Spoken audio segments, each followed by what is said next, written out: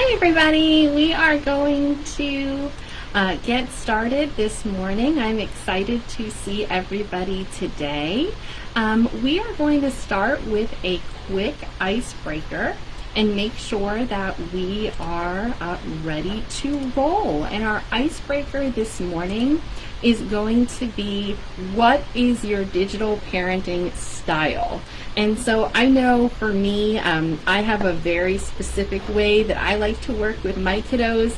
You may have your own. So I want you to think about in the poll that you should be seeing pop up at the bottom of your screen, do you typically tend to be a limiter, meaning you're kind of like locking it down, or do you tend to be an enabler? You know, here's your technology, do with which you will.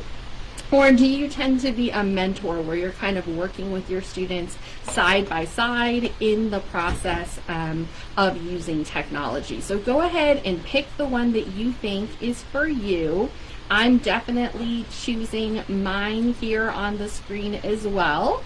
And then we will kind of see where you guys fall in this process. Okay, so I see that right now I see about 43% of people think they are an enabler. Some people think they are a mentor. I see lots of different responses coming in. Remember, there's no right or wrong. Each of us parent in our own way. And a lot of times I think we're moving in between these different styles depending on the situation, right? But in general, you probably have a go-to favorite style. And I still see responses coming in, so if you haven't had a chance to respond to the poll yet, please feel free to do that. All right, so I'll show our responses in the video here. As of right now, we have about 32% of our families say that they are enablers when it comes to technology, and about 65% say that they are a mentor when it comes to that work. So I think that's really, really great. All right, so we are going to go ahead and close those results and keep it moving. So one of the things I like to remind myself when it comes to digital parenting is that you really have to have a combination of structure and warmth in order to be a happy digital parent. I have 4 daughters that range in age from 5 tomorrow all the way through 18, and we have gone on quite the digital journey over time. And one of the things I've had to learn is that it's really an important balance to set those guidelines and expectations for your children, but also be cognizant that they're all going to have different needs, and all of our students are kind of in a different place when it comes to technology, and that I need to make sure I'm setting those guidelines, but really being cognizant of what their needs are.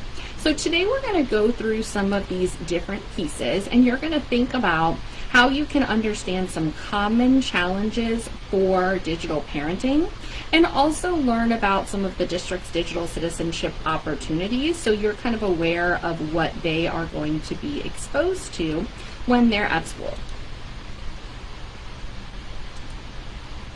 So the first thing that I think we hear a lot about as parents, and really just becomes a huge concern for a lot of our families, is that the screen time conversation and what's happening with screen time, whether or not their students are getting too much screen time, and what that might look like for them. All right, so the first thing I want to talk about is the difference between structured and unstructured screen time.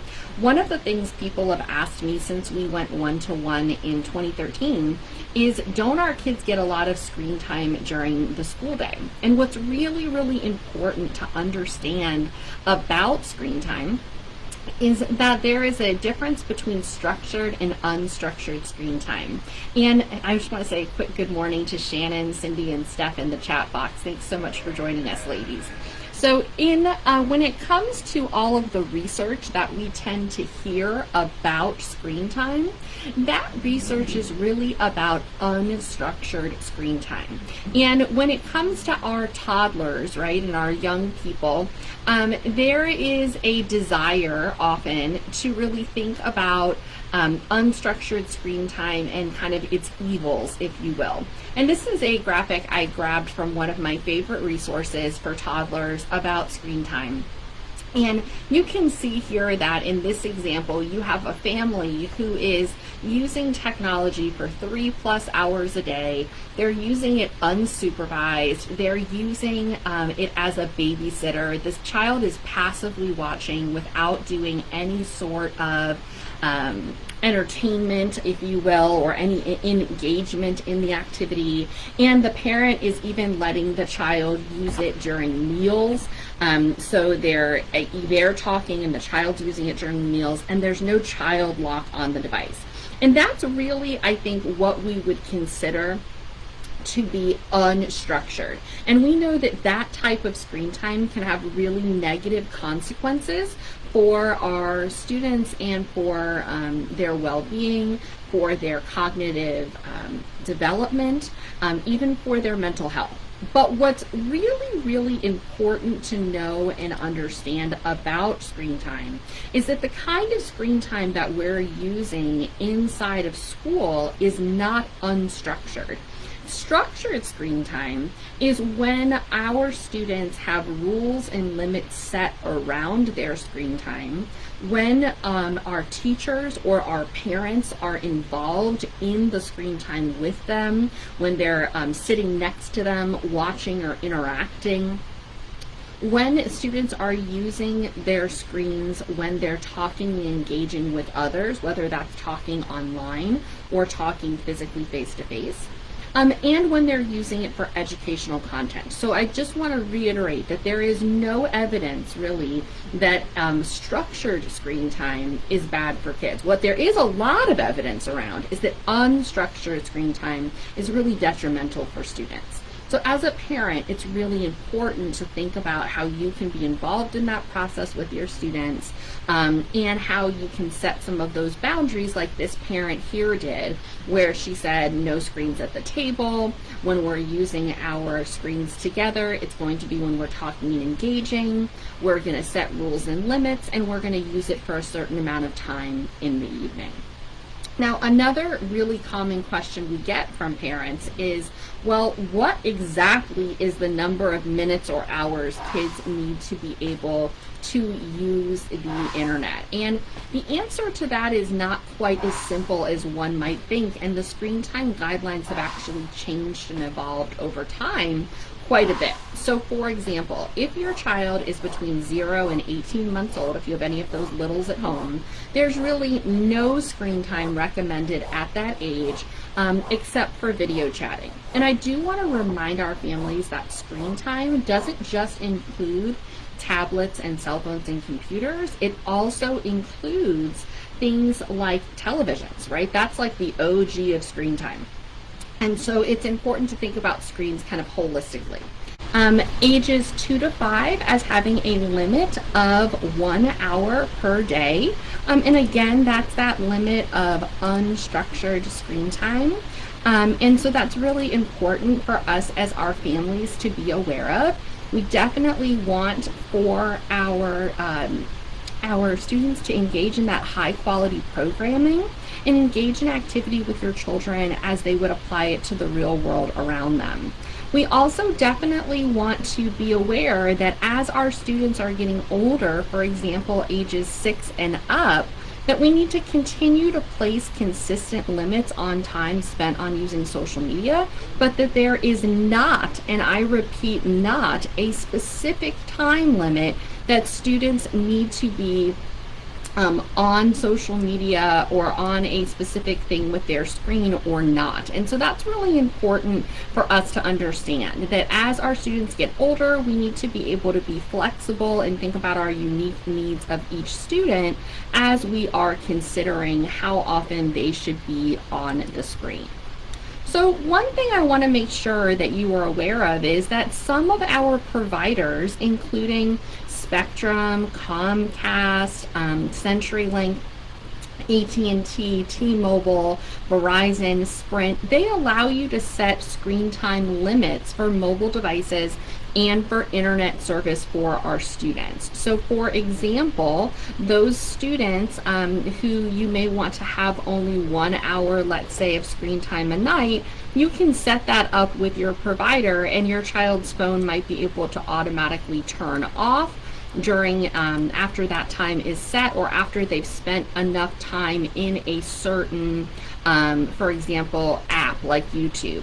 Another thing our parents don't always know about, or may not always be aware of, is that when you're working with Spectrum or Comcast, you can actually set it up so that the internet service in your house overall turns off at a certain point in the evening. And so that can be another really helpful, useful tool for families where our students are using the internet at night without direction. All right, so now let's kind of take a quick look at one of our other questions that we have here. So we're going to activate another quick poll and say, how much screen time do you think our K-12 students should have? How much screen time do you think that they should have? Now remember, we looked at that infographic that shared with us a little bit about our students and what they had, what types of things that they can experience. So I see a couple people have responded. Some people think they should have 1 hour of screen time. Some people think they should have 2 hours of screen time. And then I see some folks that say they should have not a set time as long as they have adequate sleep and physical activity. So go ahead and give us your thoughts on that. How much should they have? And remembering what that infographic said about our students, and that students age 6 and up, remember our key word is flexible. Our key word is flexible with those students. And that should give you a clue as to which of these polls would be most appropriate. So if you chose not a set time, as long as they have adequate sleep and physical activity, then you are in the right frame of thinking. When we come to our 1 hour mark for students, that's typically our students who are just over 18 months old. When we come to our 2 hour mark per day, we're really looking at our preschoolers. And then when we're looking at our K-12 students, there isn't necessarily a set amount of time as long as they have adequate sleep and physical activity. All right, great job everyone. So let's go ahead and keep moving. So now let's talk about monitoring online activity. This is another really big concern for a lot of our families, right? And this is something that we hear, I honestly think every day from somebody, and they always say, what can we do to make sure our kids are safe online? How do I know what they're doing, okay? And so the way that you can do that is a couple fold. First thing is I recommend always charging your devices in a common area in the evening. We don't want our students to be using their devices at night in a kind of a closed area where you cannot see what they're doing. That's really, really important. We also want to make sure that they're charging not only their mobile or their cell phone, but also their student-issued device in a common area like a living room, and that they put it there before they go to bed. The other thing that you can make sure of is that you are using the apps your children are using. It's very difficult to monitor if you're not also using the same apps that they're using. So if your child is using Facebook, then you need to make sure you're familiar with using Facebook as well. If you are unfamiliar with an app that you see on your child's phone or on a laptop, make sure you do a Google search of it, or that you are looking it up on Common Sense Media to see if this is the kind of app that your child should be using. Okay? The fourth thing we recommend is always making sure that you know your child's account information. I like to think of it like this. You wouldn't go about not knowing your child's phone number. So you want to make sure that you know their username and password, especially if your children are of the age that they're using social media, so that you are able to monitor those accounts in case of an urgent situation. That's also true, though, of their username and password in grades 6 through 12 for their OCPS device. I think that it's always important as parents that we have transparent access to that information, and we understand that that's an expectation in our household. And that brings us to our next one, which is that we're setting those boundaries and expectations with our students. If your expectation is that your children only use those devices to communicate with family members, then they need to know that, and there needs to be a consequence if they're not able to do that. If you don't want them to use their devices, for example, in their room alone, then that needs to be a boundary that's clearly identified that you can then share with them. Okay, so very, very important that those boundaries and expectations are set up front. One of the things that I think happens very commonly and happened in our own household is that we had a tendency, and I can be transparent as a mom about this, is we bought a cell phone for one of our daughters before setting those boundaries and expectations. And you know what that led to? Lots and lots of conflict. And so it's really, really important that before we make any of those purchases or allow our students to use that technology, that we've set those boundaries. Number 6 here is using provider parent controls. So this is so critical. When it comes to OCPS devices, our devices are automatically filtered so that there is no explicit content for our families or our students available.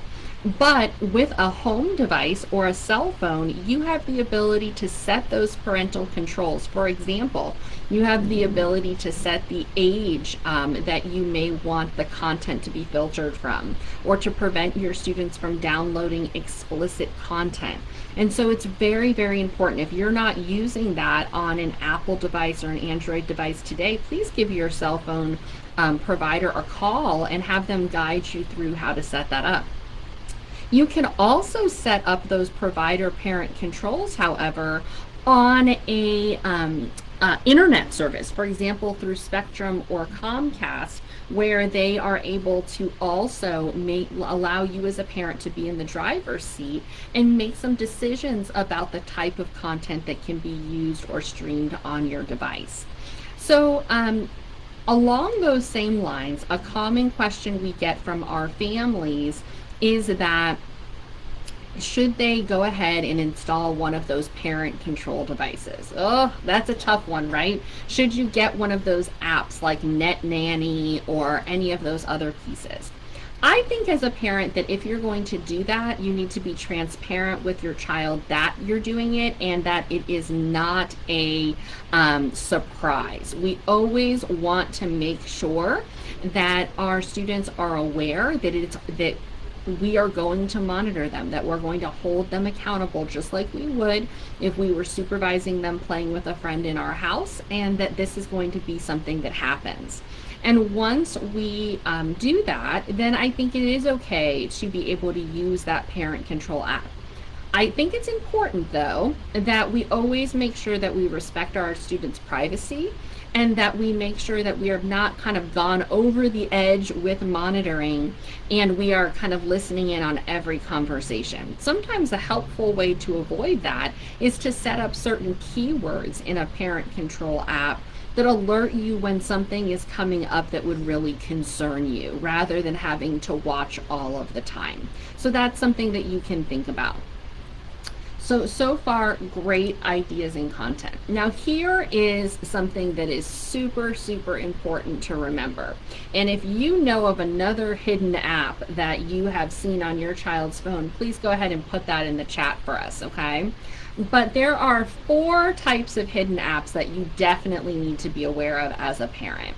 One of those is there is an app called Calculator Plus, and that Calculator Plus app really allows for students to have unfettered access, really, to kind of a secret place for them to store files and messages and those sorts of things. So if you are seeing something that looks like that on your child's phone, that is definitely a concern, definitely something that you want to consider looking into and really consider, really removing from your child's device. The second is there's actually an app called Hidden Spy Camera, if you can believe that.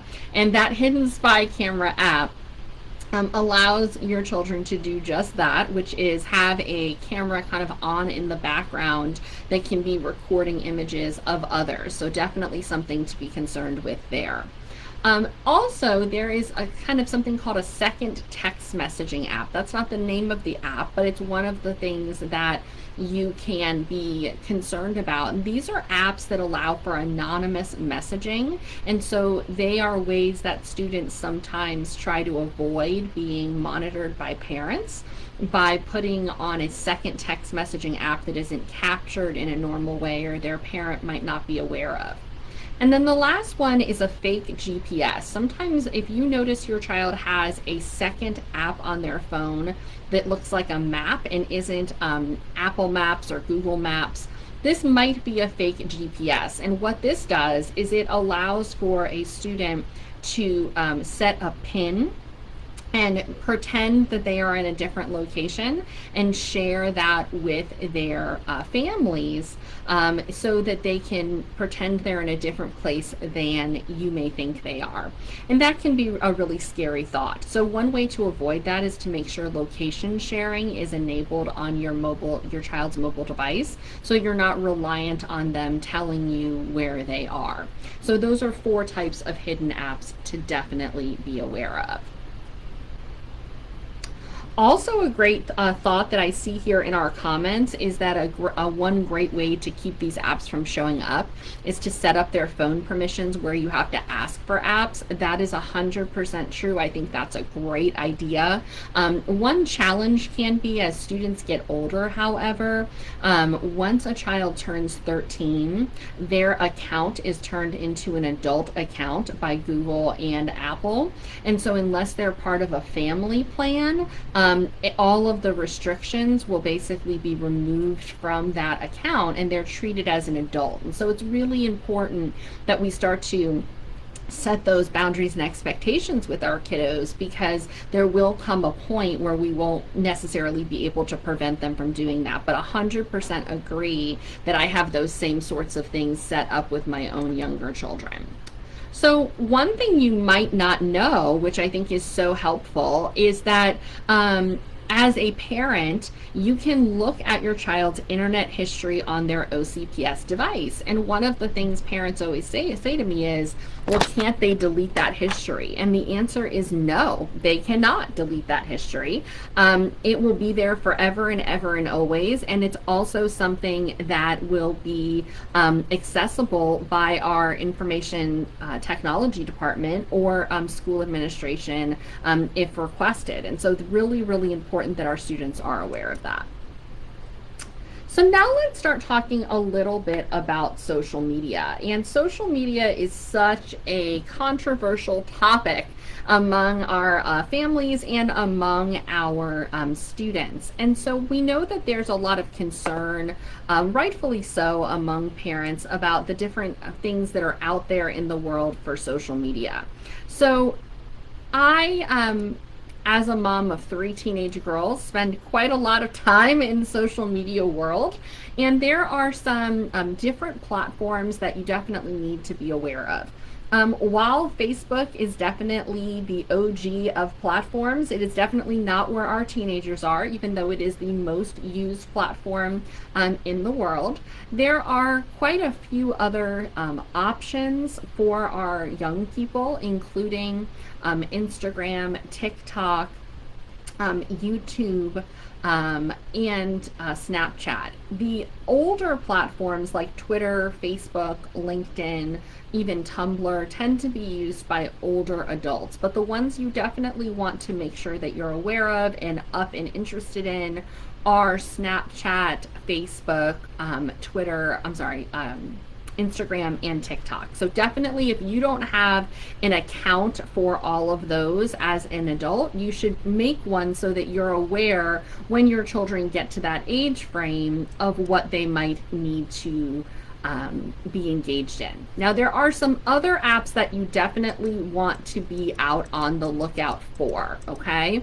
And these apps are what I would call, I won't call them dangerous, but I will call them things that you want to be concerned about, okay?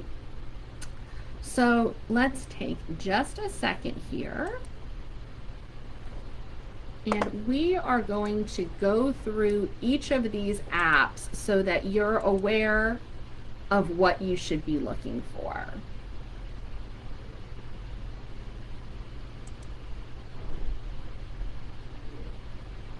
And if you have any questions, now is a perfect time to drop those in the chat box. The perfect time to drop those in the chat box.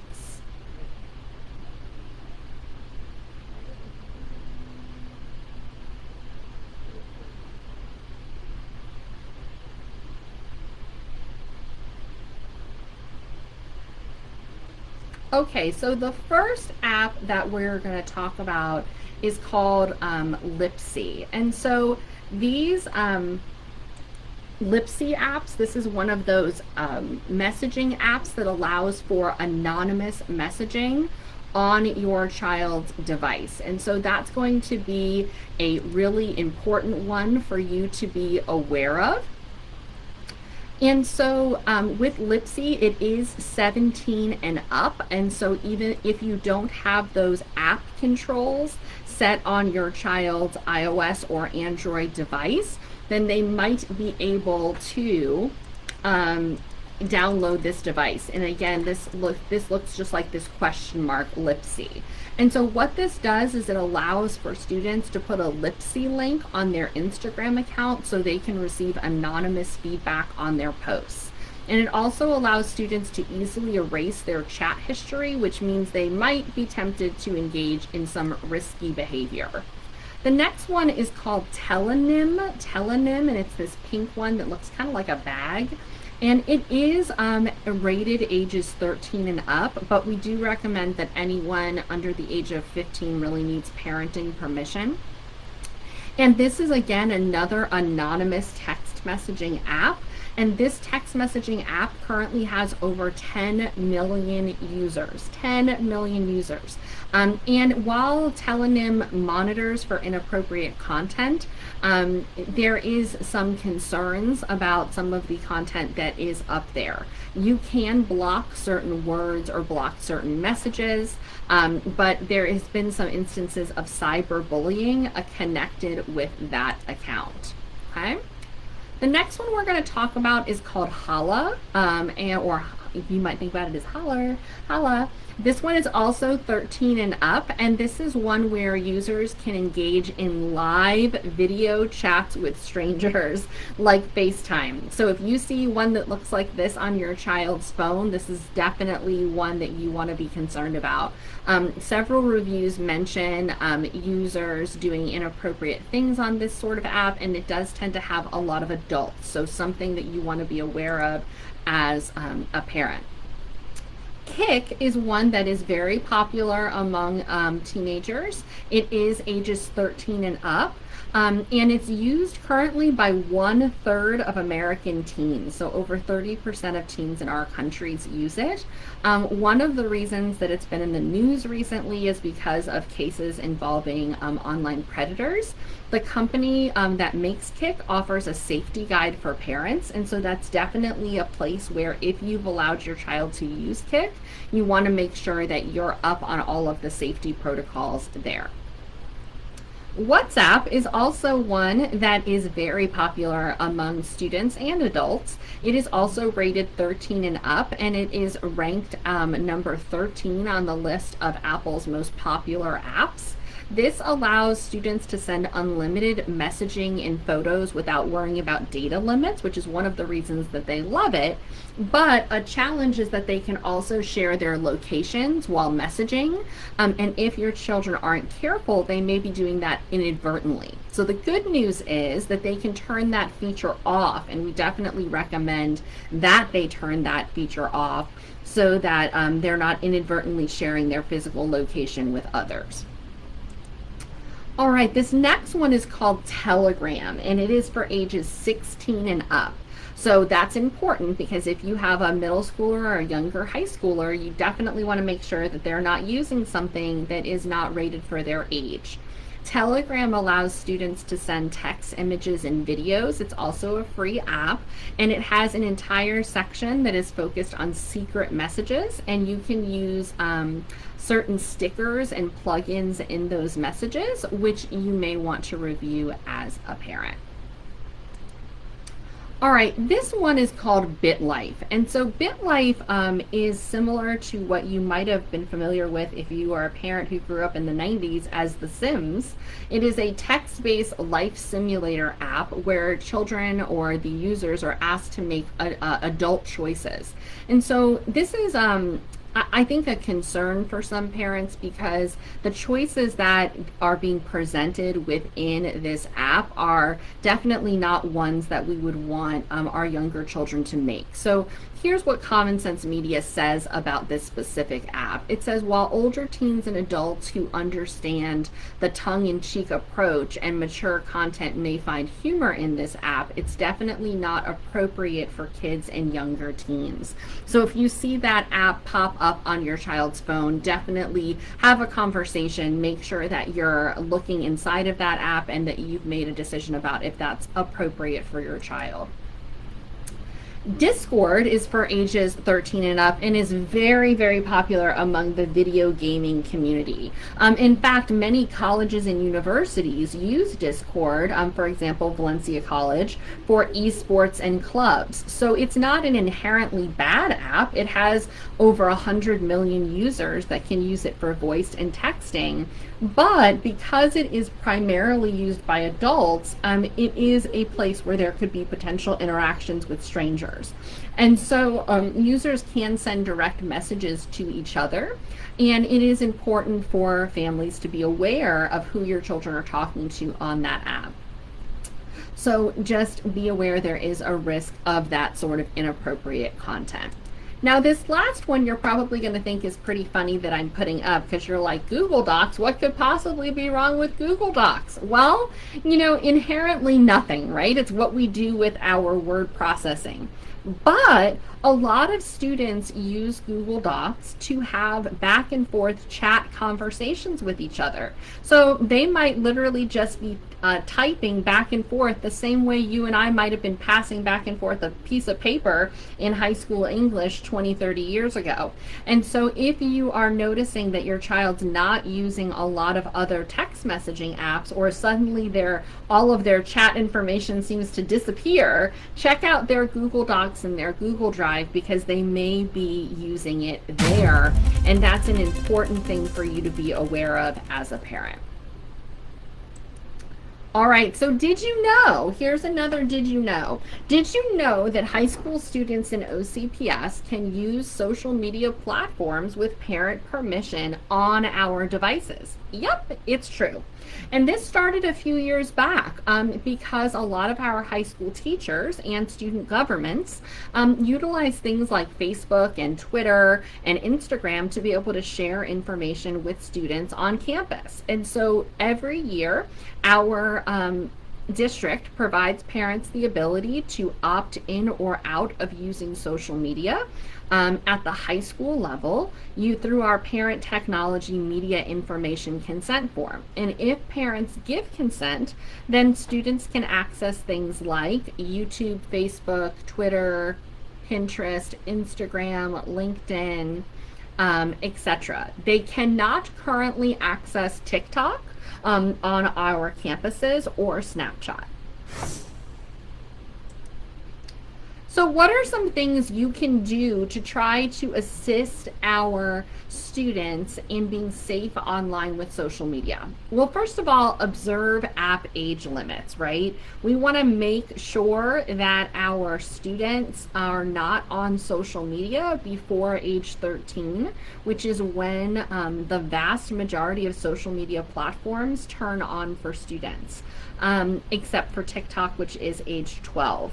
If your children are younger than age 13, really have a conversation with them about why it may not be appropriate for them to be using social media, and set that as a milestone or a goal in your household.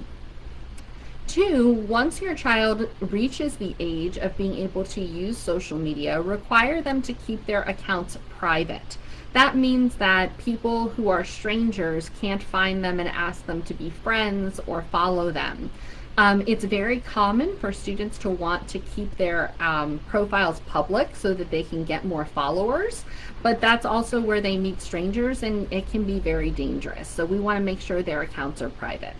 We also want them to limit location sharing so that they are not sending out their physical location to people who they may not know or who don't need that information. Once you allow your child to have social media, consider following them or joining the same platform and becoming their friend. That doesn't mean you have to comment or like every picture. That's what my own daughters would call cringy. But you can certainly be there to make sure that you are a guide on the side and make sure that they're safe. Before an issue arises, share with your child how they can click on the report button or block an account in case they experience somebody who is being mean or unkind, or if somebody shares something with them that they're uncomfortable with. And last but not least, if you have a high school student, make sure that your goal over Christmas break is that they have set up a LinkedIn account. More and more colleges are using LinkedIn to find our students and to offer them admittance into into college before even college applications are in. And so it's a great way for our students to make sure that they have a positive digital footprint. All right, let's check out another quick poll and make sure that you guys are ready to roll. Okay, so let's see if you remember if it is true or false that parents can give high school students permission to use social media through the Parent Technology Media Information Consent Form. Is it true or false? True or false?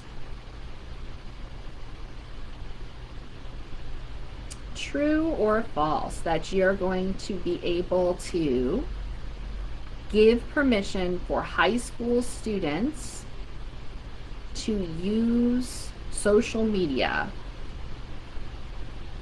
Oh, awesome job. I see 6 of our participants responded. If you haven't seen that poll pop up, just wait a few more seconds. I know that it will, and you'll be able to give our response there. I also see some great comments coming in. Thank you so much, Alexandra and Latasha, for sharing, and Jessica. I'm glad you're getting your questions answered. Claire, thank you so much for mentioning Messenger Kids. There is an app called Messenger Kids that is designed for students under the age of 13 by Facebook. I do have a child myself who uses it, and it allows parents to select who they can interact with and monitor that behavior. It's also a really great way for you to be able to train or teach your students to use social media. I like to think of it a little bit like kind of your learner's permit for social media. And so it's a great way for you to be able to model that behavior with your own children. So awesome job, guys. I see that 93% of you chose the correct answer, which is true. There is a Parent Technology Media Information Consent Form that is available inside Skyward Family Access, and you can give consent as a high school parent for your child to be able to use social media every year. and you are certainly welcome to do that. And you can make changes to that form throughout the year as well. The form is available every year. Again, it is inside of Skyward Family Access, and your children's teachers will be able to see your results there. Okay. All right, so speaking of digital citizenship, since we just mentioned that that was a great way using Facebook Messenger Kids to show our students what to do, what do we mean by digital citizenship? Well, in short, students have to follow the rules of good behavior online just the same way they would do in real life. And it's also really important that students relate well to people they communicate with digitally, and that they're potentially aware of the dangers that could exist online and that they know how to avoid them. So how do we at OCPS make sure that students do this? Well, surprise, and it's the good kind of surprise. All of our students engage in digital citizenships lessons annually. In elementary school, those lessons are led by their child's teacher and are done in class. In secondary, middle school, and high school, this is actually done in English classes at the beginning of each school year, and students take required Canvas courses where they are watching videos from places like Common Sense Media and other locations that teach them about some of the things we've talked about today. So for example, we start in elementary school with talking about being safe online and how you can make sure that you're making good choices, how you can tell a teacher if you're uncomfortable with something that's happening. And then we move into middle school and high school, and we begin to talk with our students about social media. We begin to talk to them about different ways that they can keep private information private. We begin to talk to them about our expectations around cyberbullying and being an upstander in the community. We also begin to talk to them about their digital footprint and how they can manage that digital footprint. And then when they are mature enough, we even begin to talk to them about some of the dangers of things like sexting. And so it is something that in OCPS we take very seriously. We want to make sure that all of our students are educated in this way and that they leave OCPS with the most positive digital footprint that they can possibly have. All right, so I want to take this time to now bring it over and give you an opportunity to ask some questions. So I am going to go ahead and just post a question here and say, what else would you like to know about parenting in a digital world? And this is going to pop up for you as a card at the top right corner of your screen. And if you have any questions at all about that, you can go ahead and add it there, and I would be happy to respond to those questions live to make sure that you've gotten everything that you think you need out of today's session. And then I have a few things that I'd like to share with you as we leave today. So again, that card should be opening for you in the screen, and if you have any questions there, you can go ahead and put them in. I know a common question will be, was this session recorded? And absolutely it is. It's automatically recorded, and it becomes available as soon as this session is over inside of the live tab for Facebook. And then there's also going to be an opportunity to view this session on our OCPS YouTube channel for families, and I'll ask one of our colleagues to post the link for that YouTube channel in the chat box. So Stefana's asked, is media literacy included in our child's education? For example, deciphering fake news from real news, etc. And the answer is yes. That's actually a standard in our English language arts standards in the state of Florida. And so that is something that they can do both within their English language arts classes as well as in the digital citizenship courses. And it is also something that our library media specialists focus on as part of the standards that they're required to teach. So that is super, super important. I'm glad you asked that question. I also see that Alina's asked a question, is there a place on the OCPS website where we can learn more about what digital media safety is? Yes, I'm also so glad she asked that. You can visit digital.ocps.net for all of our digital parenting resources, including ones on digital citizenship and digital parenting. Alexandra would like to know if there is specific information available in Spanish for students and parents. Absolutely, yes. So all of the information on our OCPS website about digital parenting is available in multiple languages and can be translated by clicking on the Choose Language button at the top of the screen. And this video will also be posted on YouTube and available for translation in many languages there as well that we can share with our Latin American community. Keep those questions coming, guys. That is awesome. I'm going to leave that card up for a minute. And while people get a chance to type in some more questions, I want to share this with you. If you are not currently getting text messages from OCPS, I want you to take the time now to opt into those text messages. It's a great way for you to get tech tips like the ones you heard here today, or information about school closures and emergency alerts. And all you need to do is text yes to the short code, which is 68453. That's all you need to do is text yes to the short code 68453. Also, you might be noticing that you're getting an email every couple weeks called Tech Tips in your inbox. If you're not, that means that we don't have the right email address for you on file.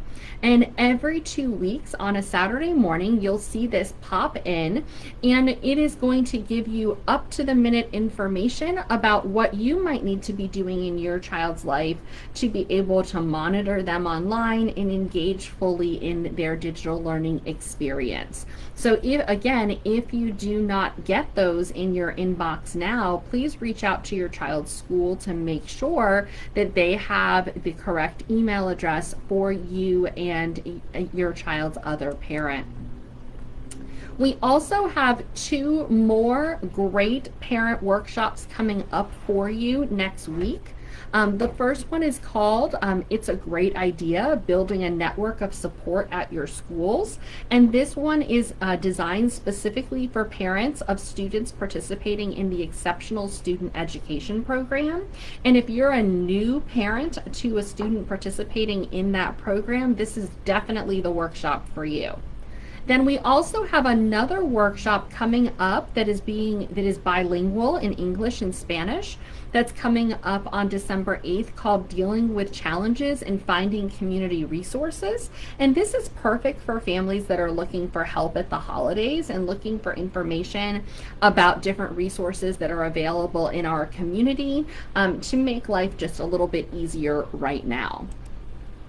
And then last but not least, we have another Engage 360 virtual that's happening on Facebook Live as well on December 9th that is going to be focused on mental health tips and tricks at the holidays, which I know is something we could all use a little bit of help with right now. So please be sure to check that out and reply to our Facebook event if you haven't already.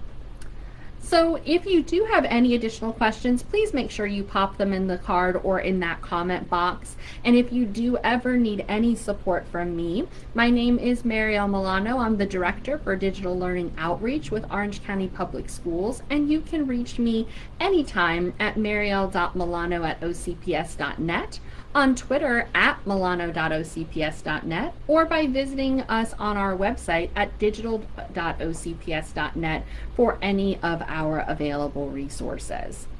I want to thank everybody for coming today. I hope you had an excellent lunch and learn, and we can't wait to see you at the next one. Thank you and goodbye.